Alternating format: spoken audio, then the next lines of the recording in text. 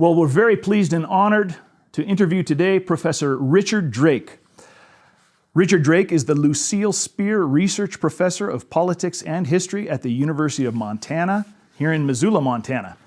Dr. Drake, thank you very much for joining us today. I appreciate the invitation. Dr. Drake is the author of two books I have in my hand. One is called The Education of an Anti-Imperialist. It's about Robert La Follette and U.S. expansion. Robert La Follette, an American congressman. And the other one is Charles Austin Beard, The Return of the Master Historian of American Imperialism, a book I just finished. This was published in 2018, and this year in April 2023, it has come out as a paperback. We'll be talking about this book and historian Charles Austin Beard. And I will switch the hardback for my very eared paperback version. Dr. Drake, tell us a little bit about Charles Beard and his significance, why he's important. Beginning in 1913, when Beard published an economic interpretation of the Constitution of the United States, he became the most famous, influential, and controversial historian in America. I think the reason for that, and the sensational success of the book, An Economic Interpretation, is that Beard's research revealed the fundamentally oligarchical character of the American political system. He showed how the rich ruled here and the anti-democratic consequences of their rule. It was a book that just took off. It really became an exemplary book for progressive historians critical of the status quo. And there was a great market for that criticism in the early years of the 20th century, right through, I would say, until the Second World War. Was part of the demand for that criticism the American public's feelings about whether we should have gone into World War I? Well, the World War I occurred, our intervention in the First World War occurred in April of 1917, some 3 years and more after the outbreak of the war. And there was an enormous controversy in the United States. You mentioned Robert La Follette a little bit earlier. He was the progressive, liberal Republican senator. We had such creatures as that in America in the early 20th century. What does that mean exactly, a progressive Republican? It sounds strange today. Very critical of the capitalist status quo and wanting to reform it in a populist, democratic way. And that was La Follette's cause as a senator. But he led the fight in the U.S. Senate against American intervention in the First World War. He lost that fight. But it was a magnificent stand that he took, which I tried to describe in that La Follette book you mentioned. Beard, ironically, who was also a progressive Republican in those days, supported Woodrow Wilson's crusade to make the world safe for democracy. He later repented of that decision. He called it the greatest mistake of his life, and spent the rest of his career trying to undo the damage of America's intervention in that war, which he thought was a tragic mistake. When did his moment of repentance come? Was it during the Paris Peace Accords? Yes, it was. And more precisely, it came when he read John Maynard Keynes's Economic Consequences of the Peace. Now, Keynes was the leading economist of the day, certainly in Britain. He was a member of the British delegation at the Paris Peace Conference. And when he read the Treaty of Versailles, the Diktat, as the Germans called it, when he read the Treaty of Versailles, he said, "Oh my God, this is the beginning of the Second World War. We're going to have another war because of this evil treaty." And Beard read John Maynard Keynes' book and said, I think I made a disastrous blunder here. And he very quickly repented of his support for the war. He became a revisionist historian, along with numerous other important historians of that time, really trying to explain the war not as a crusade for democracy. In fact, Beard liked to say, we didn't fight to make the world safe for democracy. We fought to make the world safe for Wall Street. That's what that war was about. And was that the general opinion of the, let's say, educated American public at the time also? I would say it became the general public opinion of people who subscribed to the revisionist school, of which Beard was a leading figure. There are numerous other historians in Europe and in America who advanced that argument that the war was not about any idealistic abstractions like democracy. It was about territory, markets, and resources. And the Treaty of Versailles and the other treaties that came out of the Paris Peace Conference, there were 5 of them. And the Treaty of Sèvres, which dealt with the Middle East and turned the Ottoman Empire, of course, is one of the big losers in World War I. The Ottoman Empire fought with the Germans and with the Austrians and lost. And so they lost their entire empire. Well, where did their empire in the Middle East go? Iraq, Syria, all those areas that the Ottoman Empire had controlled, all went to Britain.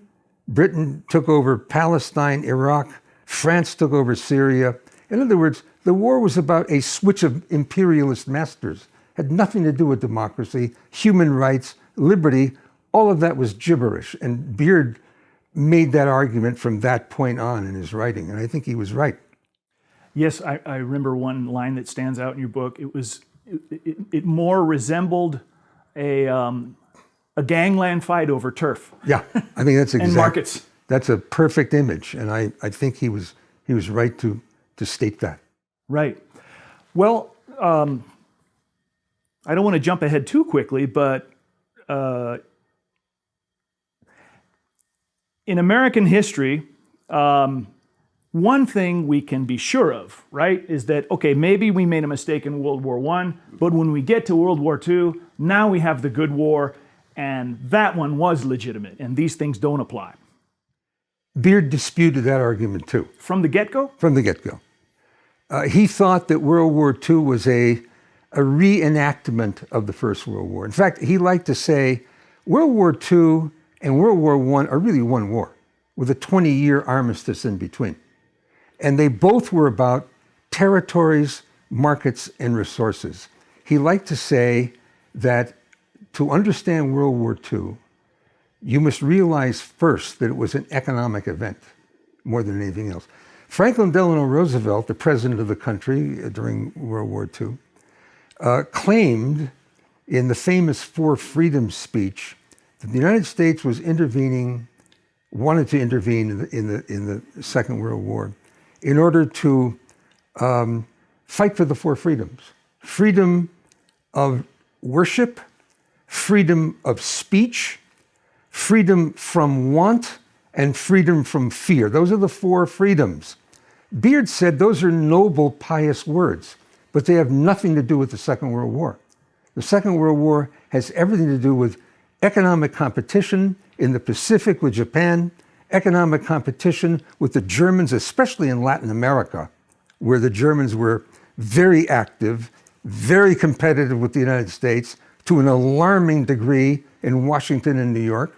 And Beard said, we need to solve issues like that diplomatically through negotiation, not by fighting a war that's going to kill 50 million people, which is what World War II did, to say nothing of the other incredible destruction that war caused. We need to fight to prevent that if we possibly can. That's the humane thing to do here.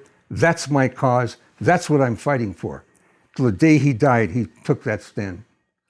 Now, before Pearl Harbor, we got into the war late, right? It starts in 39, and we're not in there till December 41. Right. I would assume that Beard would have had a reasonable amount of support for his positions. He did. He had a lot of support. And this is the period of the America First movement, which I write about in the book. Beard never joined the America First movement. He was not a joiner. He was a loner and a private scholar, and he liked to arrive at his own conclusions without having to subject himself to groupthink of any kind. I admired him for that. But he was sympathetic to the America First movement without joining it. He said, they have the right idea. What we need to do really is to retrace our steps back to George Washington's farewell address, a foreign policy document that he revered. And he said, what did George Washington advise the American people to do when he left office at the end of his second term? He said, well, there are two crucial points that I would like to impart to the American people. First, they must learn to mind their own business. That's the first thing. Concentrate on America. Concentrate, this is his phrase that I really love, concentrate on inculcating Republican virtue in the American people. That is our cause. Not to go all over the world, not to try to manipulate other countries, which he thought we were already doing economically, really beginning with the Spanish-American War of 1898 in Latin America, and of course in the Philippines, which we conquered from Spain in that war. He thought all of these imperialist forays are disastrous long-term because they propel us down the road of imperialism and militarism. These are the infallible signs of decline and fall for every empire that has preceded us, and our decline and fall will follow along the same path. He read the ancient historians. He read Tacitus. He read the annals of imperial Rome. He said, oh my God, we're reliving this tragedy. And I think he was very prophetic in his forecast. Mm-hmm. Okay, so then Pearl Harbor comes along and it wrecks everything. Yes. Now the war is completely legit. It's time to get in. Now I did a report on Jeanette Rankin, who has a hall here at this university. Yes, she does. And she was brave enough to be the only congressman in either, whether in the House or the Senate, to vote against World War II, which was tremendously unpopular. She knew it would destroy her reputation. When Pearl Harbor occurred, where did Beard stand? Jeanette Rankin went before Congress 1 year later in December 1942 and gave an interesting speech with questions about how the whole thing got started. Mm-hmm. Beard also had some information about how Pearl Harbor occurred, as if it might have been set up. He was never a conspiracy theorist about Pearl Harbor. And let me qualify that. He was very critical of FDR, the FDR administration. The Secretary of War, Henry Stimson, was a particular target of his as a warmonger and a militarist. And so he was very critical of that administration in the lead up to Pearl Harbor, but he was a careful historian. He went where the evidence led. He said, I don't have documentary evidence that leads me to conclude definitively, decisively, that there was foul play here. So he never went, and there were many writers at that time, many public intellectuals at that time, who thought that indeed Pearl Harbor had been set up as an act of treachery by the United States government because they wanted to get in that war so much that they made Pearl Harbor possible by their negligence and their lack of astute management of the situation. And you could argue that strangling a nation with an embargo that's going to put them in the poorhouse is an act of war itself. Oh, he was against the embargo. He was against antagonizing Japan. We need to solve this amicably as much as we can. Prince Konoye, the Japanese leader at the time, earlier, just before World War I, tried to come to World War II, tried to come to some negotiated settlement with the United States, which the United States government just refused even to entertain. Beard was critical of all that. He thought this really was a sign of imperialist overreach by the United States in the Pacific, really aggravating bad relationships with Japan. And he thought this was a tragically misguided policy by the United States and said so. I think I remember a passage in your book that said something like, the gist of the page was that some people were leaning towards conspiracy, and it was either Beard or someone he highly admired who said, I don't really need to look into this because I've got documentation of what Churchill and Roosevelt were talking about at the Atlantic Conference. Right. And this is exactly what they needed, since they couldn't get a war started in the Atlantic.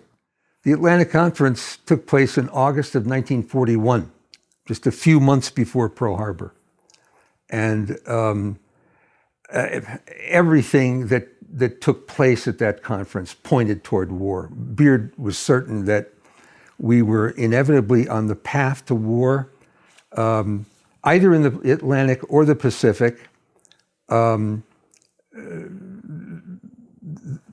attempt by the administration to encourage the outbreak of hostilities in the Atlantic did not materialize in success. And then the Japanese made the catastrophic mistake of cutting the ground out from under the America First movement. Because once they attacked Pearl Harbor, even though that was a classic Pyrrhic victory for them, they won that battle, but they set themselves up for long-term disaster militarily. And of course, at that point, there was nothing Beard could do but to go into silence on the war. But he continued to write letters to friends, articles occasionally in the Progressive magazine, which you may remember. He was very fond. It was the one magazine in the country with a modicum of an effort to write critically about the administration's war policy. He contributed articles to that. So he continued to be critical, but had to be relatively subdued. I mean, he couldn't attack the administration frontally, but he thought that the real aim of the war, again, was not the four freedoms.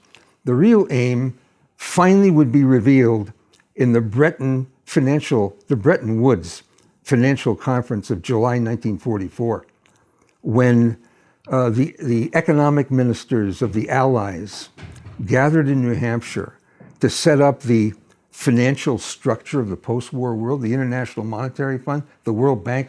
Those institutions were created there.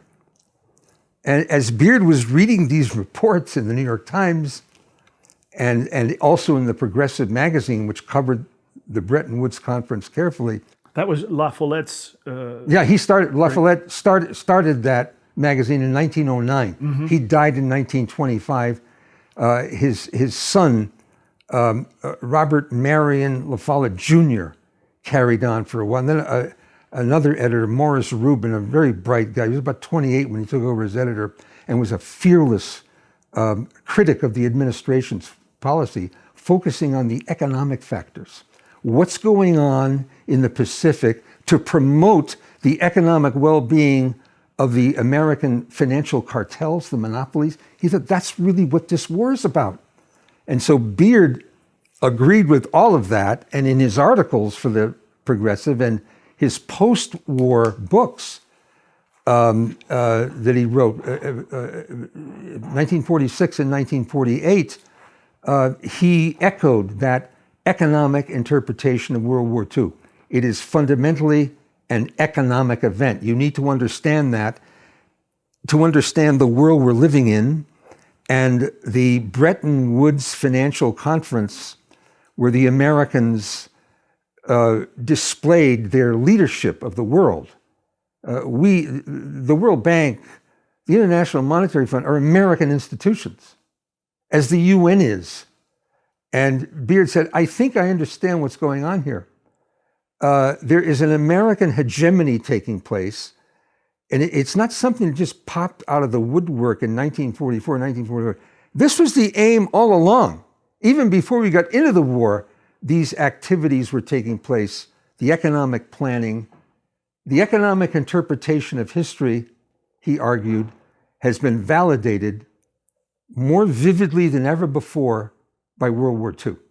Mm-hmm. World War II is Exhibit A in defense of the economic interpretation of history, which he'd been espousing all through his career. So he said, I feel vindicated. I feel that my career has been vindicated with the way this war has turned out. He died in 1948, but lived long enough to see the creation of the launching of the Marshall Plan. He died the year before NATO. NATO was formally created in April of 1949. He died in September of 1948. So he didn't quite get to see NATO, but he could see that coming. And he really envisaged the Western world, Europe, which all those countries were smashed. Germany was just eviscerated. Italy was badly damaged. The British economy was destroyed, even though they were on the victorious side. And he said, what's now happening, what's now taking place is the creation of an American hegemony.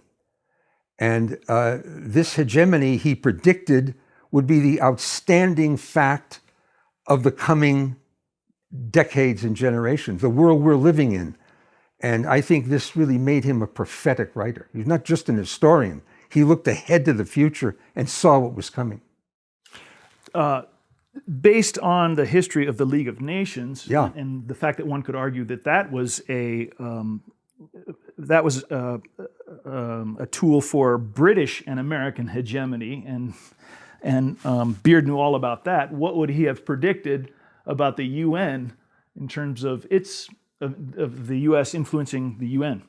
Well, you're certainly right about the League of Nations being a tool for British imperialism. The United States, however, did not join the League of Nations, as you know, but we had a very important role. We were the only country with any money after World War I. Everybody else was broke. The Germans were financially destroyed by that war. I mean, we've all seen the images of the Weimar Republic and people wheeling wheelbarrows full of marks to buy a loaf of bread. I mean, they were kaput in after World War I, as the other European powers were. But the United States, the only power with money, with wealth, played a very important role funding the post-war. Even though we weren't part of the League of Nations, the very long, complex stories why, in fact, La Follette opposed our joining the League of Nations. As you may remember from reading the La Follette book, he thought that the League of Nations, as you said earlier, would be a tool for the victors. Right. World War I, La Follette believed, and Beard came to believe, World War I was about empire. It was a struggle for imperial control of Africa, of the Middle East, of the world. And what the Versailles Treaty, the Treaty of Sèvres dealing with the military, what they all show is that the war ended in a rearrangement of global economic assets. And of course, as you also know, Dan, from reading the book, Beard was a great admirer of the historian Brooks Adams, who was the grandson of John Quincy Adams. Of course, Henry Adams was the more famous historian of the two Adams brothers, Henry and Brooks, both historians. But Brooks Adams wrote a stunningly brilliant book in 1895. Beard loved it. The title of the book is The Law of Civilization and Decay. The Law of Civilization and Decay. What is the law of civilization and decay? Brooks Adams asked. He said, well, the law of civilization and decay is all about the real reason for every war. Every war is about empire. Every war is about dominating the economic power of the globe in modern times. World War I, really beginning with the Napoleonic Wars in more recent times. That was one of the bases of Brooks Adams's argument. You have to look at the economic realities of war to understand what these conflicts are all about. And Beard was an enthusiastic admirer of that viewpoint and really started to apply that insight to understanding why World War I happened, why World War II happened, especially the economic conflict with the Japanese in the Pacific, and above all, the conflict with the Germans in Latin America. German businessmen were enormously successful down there, and we didn't like that. We wanted that for ourselves. And this is a major factor in the deterioration of relations between Germany and America.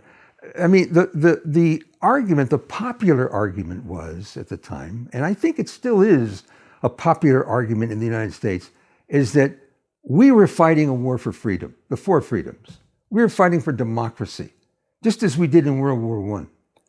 And Beard, really depending on Brooks Adams for his deepest insight, they said, no, that's not really what we were after. We really were after territories, markets, and resources, the usual reason why wars are fought. And I think that is true right down to the present moment. Mm-hmm. Speaking of all wars being economic, and also speaking of being broke, I learned some new information in this book. I did not realize that the Boer War was significantly funded by the United States. Absolutely. Well, that brings up an additional point of importance. One of the most decisive intellectual influences in Beard's life was the work of Hobson, John Atkinson Hobson, great economist, a maverick economist.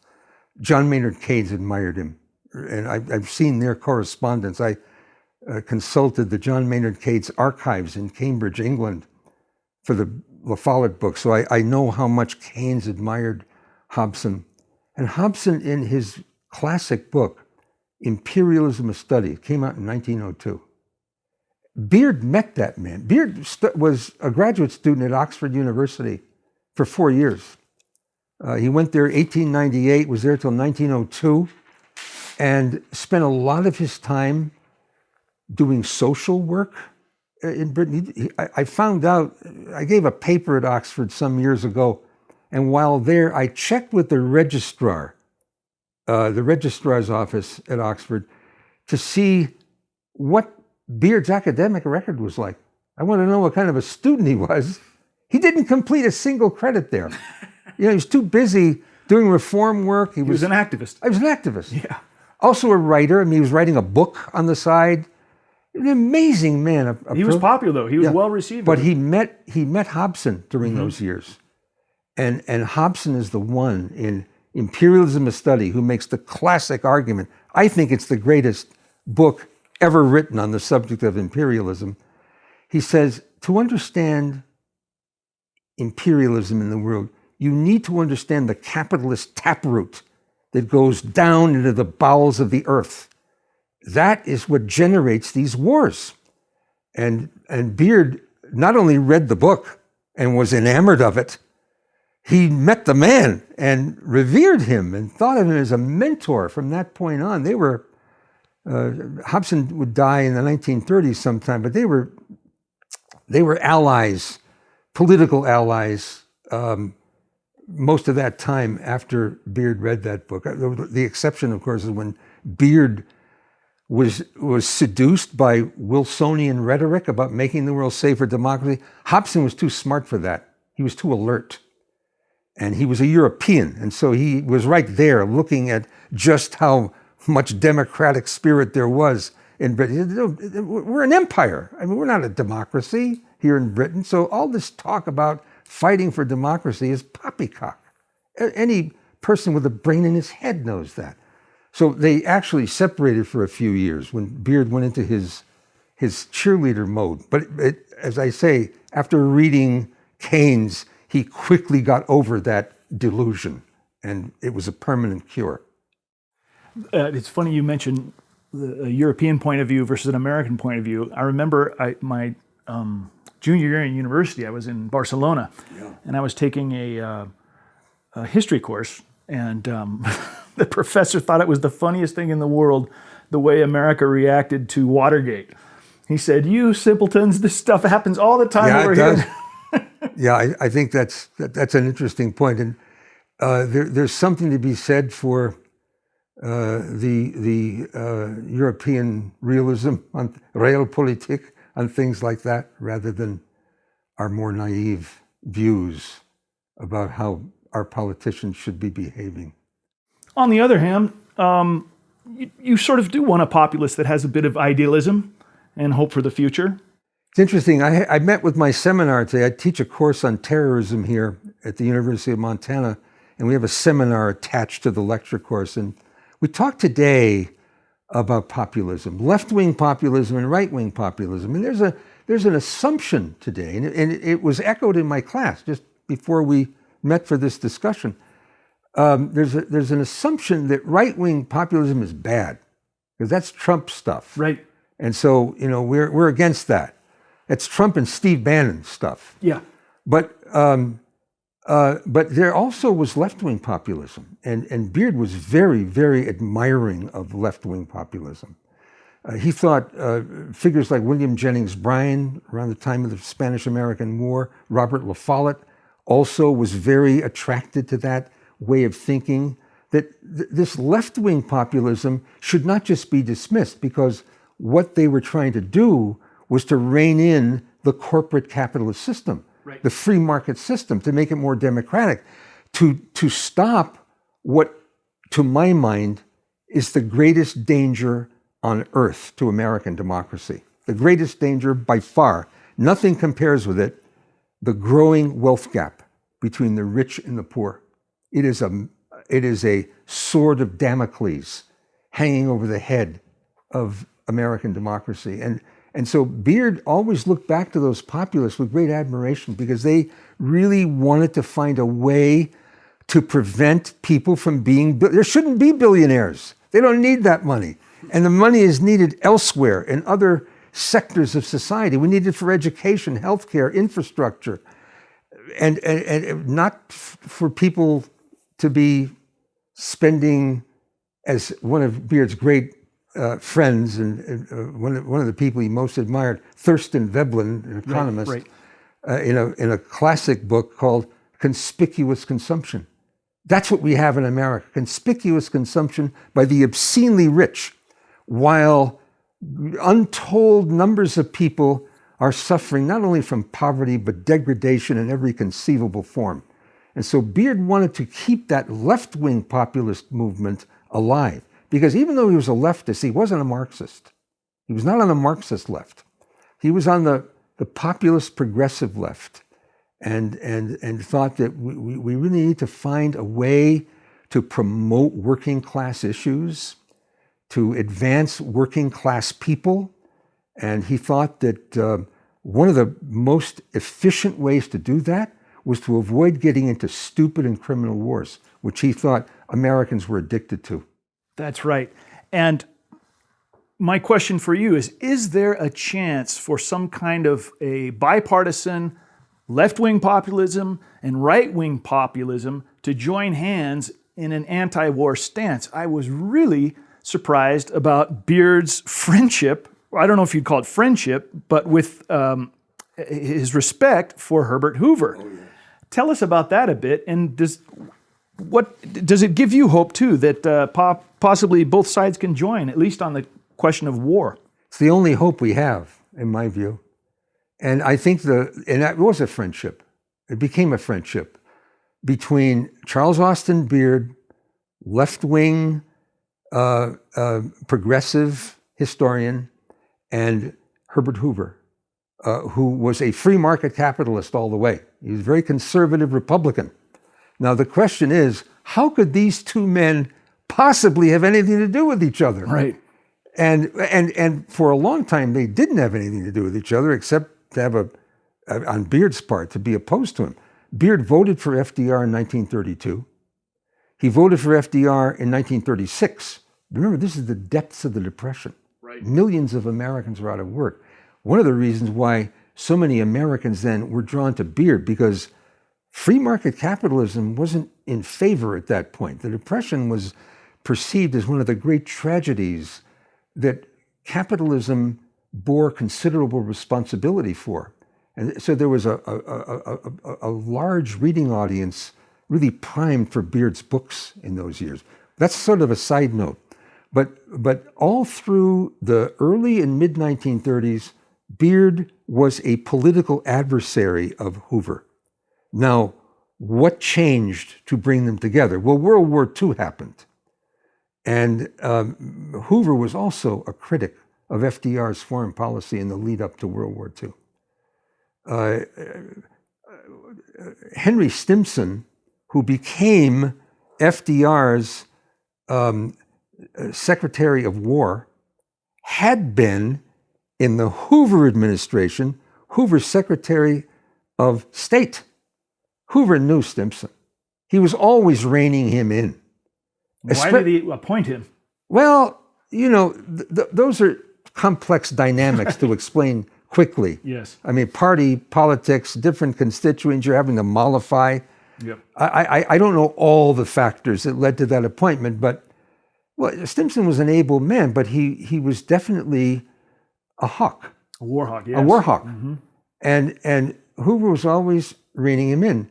Hoover, one of the reasons Beard began to reevaluate Hoover in the late 30s is that Hoover, and now in retrospect we can say this definitively, would be the last American president really to try to rein in the military-industrial complex, try to cut the military budget. Who would dare make a move like that today? No Democrat or Republican could do it in any substantive way. No, and since then it's been sky's the limit. It's been skyrocketing. Yeah. You know, we're heading to $1 trillion military allegedly budget. Defense budget. Right. Yeah, they changed the name of that too, right? It's the Secretary of Defense these days. Yeah, Secretary of Defense. It used to be Secretary of War. Right. But so Beard began to develop an admiration for him on those grounds. And then Hoover became a leading critic of FDR in the lead up to the Second World War, thinking that especially in the Pacific, the FDR administration was much too aggressive, much less willing to try to find a peaceful way out of this conundrum with Japan, and wrote articles for the Progressive magazine, which Beard read and developed an increasing degree of admiration for Hoover. Finally, they wrote to each other. I forget which one wrote first to the other. But once they started writing to each other, they realized how much common ground they had on foreign policy matters, no common ground on domestic matters, on economic matters. They didn't talk about those. I've read their correspondence. They didn't discuss the things on which they disagreed.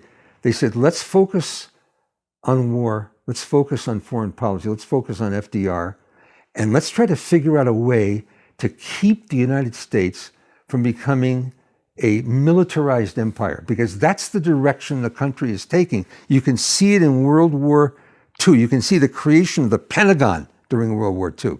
That's the architectural symbol of this dramatic change that took place, that really made the United States the country it has become, the empire that it is, with a global reach, 800 military bases ringing the globe. Why are they there? They're there to protect and augment the corporate capitalist system. Beard saw that. And because, as you know, one of his great heroes, in fact, as a 19-year-old, as a student at DePauw University in Indiana, Beard, who was an inveterate reader, read beyond the books that he was required to read in college. But he read a book by John Ruskin, a famous art critic and actually art historian and social critic. Englishman. His great book is called Unto This Last. It's an 1862 book in which Ruskin, a conservative and a deeply Christian man, deeply Christian. Beard was not particularly religious, but he admired Ruskin. He admired Ruskin's passion. Ruskin said this in Unto This Last. He said, you know, as I look at the modern world that's taking shape, and I look at the Industrial Revolution. Remember, Great Britain was the leading nation in the Industrial Revolution in the 19th century. He said, I look at this society. What do I see there? I see a soulless, materialistic civilization taking root. I think it will be the end of Western civilization.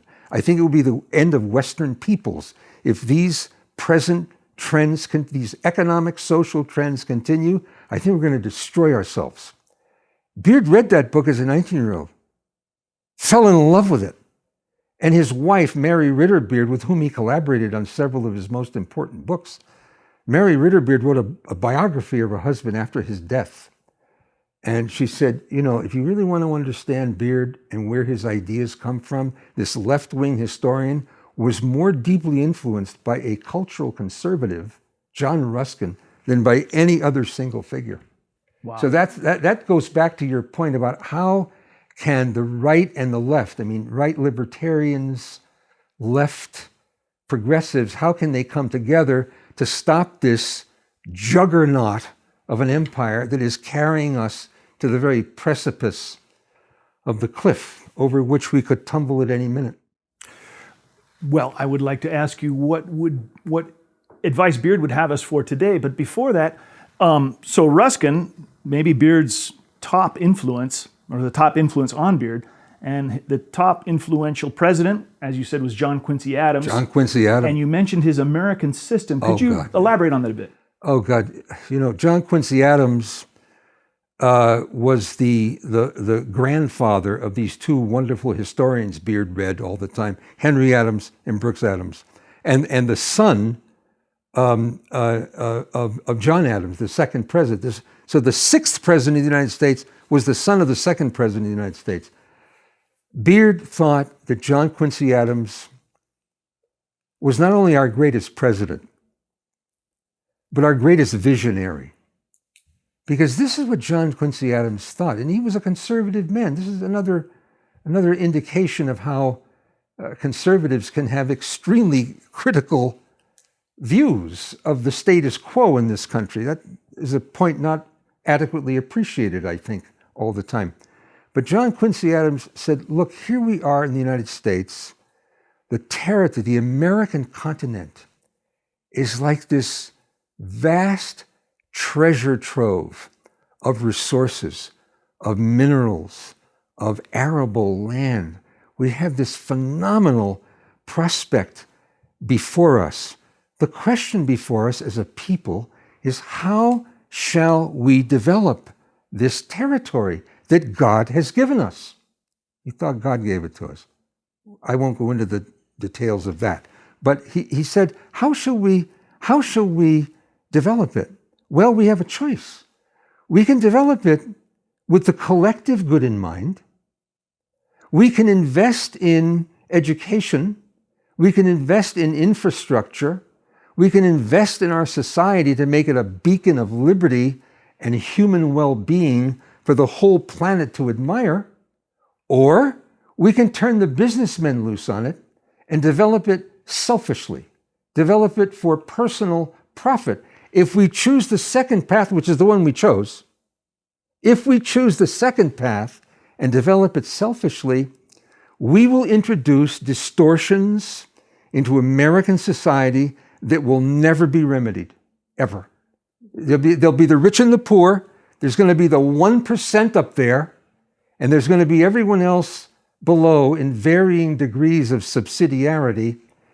And this is not the way for a self-respecting republic to grow. And Beard read that. He read that American system, those speeches that Adams gave. Said, oh my God, where are men like that today? Mm-hmm. We had a man like that, and we ignored him. And not only did we ignore him, that once he revealed his views in get-rich-quick Jacksonian America, the American electorate excused him from office after one term. They got rid of him. And he went on to a distinguished career in the House of Representatives as an abolitionist, fought a noble fight there against slavery in the lead up to the Civil War. But yeah, Beard thought he was just a master specimen of political leadership. What about the argument from the corporatocracy that, well, you have this vibrant economy and these hardworking, vibrant people, and we're going to get surpluses. We're going to produce enough stuff that's more than our population needs. So you have to go out around the world looking for markets, and you have to keep these markets open. That brings up another very important point that Beard liked to stress in his writing. He said, well, the frontier ended in 1890. By that time, the West had been conquered. And the Indian Wars were over. We had vanquished the Mexicans in the 1846-1848 war, U.S.-Mexican War. And so the continent was ours. Well, and the free land was mostly gone. So the question then became, where can the United States acquire its economic surplus now that the frontier is gone? Well, we have to start looking abroad. And it's not a coincidence, Beard argued, that the Spanish-American War would be fought that decade in 1898, through which we gained control not only of Puerto Rico and Guam, but effective control of Cuba. Cuba was technically independent, but completely under the thumb of the United States militarily and economically. Plus, we gained the Philippines. This was the beginning of the American empire that has been expanding ever since through both territorial additions and economic penetration. That's where the World Bank, the International Monetary Fund, and other financial agencies come into the picture. Always the economic interpretation of foreign policy, and where it's always at the top of Beard's agenda. I think he was very wise to put it there. Right, and we should also add it's also the political expediency of going abroad. I love the reference to Shakespeare. Oh, tell me about giddy minds and foreign quarrels. Oh, gosh. Oh, God. That's such a magnificent... That's from Henry II, Part 2. It's a famous passage where the dying king in that scene addresses his son and gives him the advice, be it thy course to busy, giddy minds with foreign quarrels. Now, what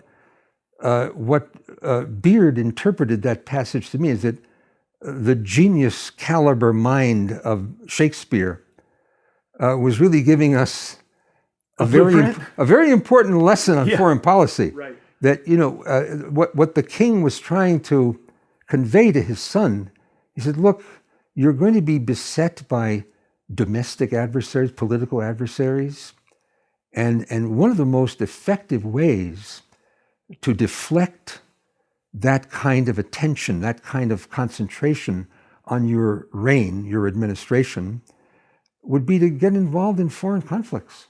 Foreign conflict as a way of deflecting attention from homegrown difficulties. And Beard thought that was a classic strategy employed not just since Shakespeare's time. Machiavelli, Thucydides, right. Going back 2,500 years to the Peloponnesian War, Tacitus, the annals of... Same old thing. And so, that's why he wrote a book with the title, Giddy Minds, which was, he thought, one of the ways one should understand the way American foreign policy was going. That the Depression was continuing in many ways unabated under FDR. The New Deal had not succeeded in ending the Depression. There was even a letdown in the later 30s that Beard thought was a signal for the United States to be looking more and more abroad to solve its political problems that could not be solved at home. Mm-hmm. So I want to tell you a little anecdote, and then I'd like to ask you, what would Beard's advice be to us today? So I had a good friend in Seattle who was heavily involved in an anti-war movement during the Bush II administration. They were absolutely against our intervention in Iraq and Afghanistan, and quite rightly so, I would say.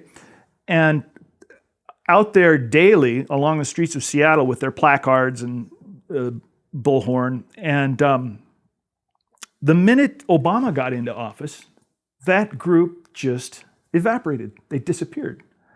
And what we have in America today is sort of this, it's not really the foreign policy so much as whoever's in office. Do I like him? Do I hate him? That's how people make their decisions. Well, I think there's some truth to that, but there's another truth to be considered as well. And it's a truth that Beard pointed to in the last years of his life. I mean, he lived long enough to see the Harry Truman administration come in. And he thought that, he made another prediction in his last years. He thought that from this point forward, as the United States becomes more and more an empire dedicated to the protection and augmentation of the corporate capitalist system, which he thought was the main dynamic behind American foreign policy. There are other factors, but that was always going to be the main one. But he thought that America would develop a bipartisan foreign policy, that whether you have a Democrat in office or a Republican in office, taking the Middle East as an example, you're going to get the same basic foreign policy there. And in Europe as well, the same basic foreign policy. And so he thought that one of the great dangers facing the American people in the aftermath of the Second World War would be groupthink, that there would be no party really taking a fundamentally critical viewpoint of American foreign policy. In other words, the foreign policy in place would be accepted by both parties. They might quibble about given initiatives or given policies within the larger policy, but it would be a groupthink operation. This is always catastrophic. This is the way empires go down. They lose the capacity to develop critical thinking processes. He thought that's what was happening in America in the immediate aftermath of the Second World War. We'd begun to think of ourselves as the exceptional people. He said, oh my God, where did that evil and stupid idea ever come from? It's evil and stupid. Right. I think I read in your book that we have to recognize that America isn't exempt from the rule that we're all sons of Cain. Yeah, we're all sons of Cain, and we're all liable to falling for our own propaganda, and someone has to be around to critique that.